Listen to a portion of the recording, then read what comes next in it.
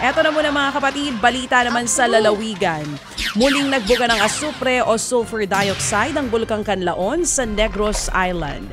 Base po yan sa tala ng PHIVOLCS hanggang kahapon. Nakapagtala rin ng 17 lindol sa bulkan. Patuloy rin ang pamamaga ng lupa sa paligid nito. Nananatili rin ang bulkan sa Alert Level 2 dahil sa mataas na aktibidad. Ipinagbabawal pa rin ang pagpasok sa 4-kilometer radius permanent danger zone sa paligid ng bulkan.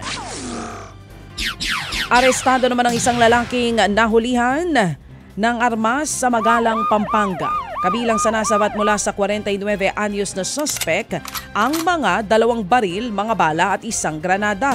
Walang lisensya ang mga baril na nakuha mula sa suspect. Nakuhanan din siya ng isang pakete ng hinihinalang shabu.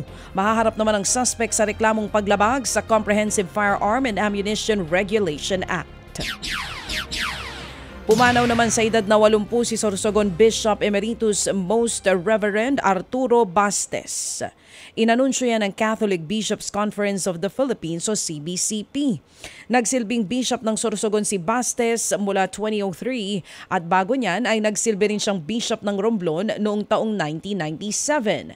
Minsan din siyang naging chairman at president ng Philippine Bible Society noong namang 2008. Naordina siya bilang isang pari noong taong 1970.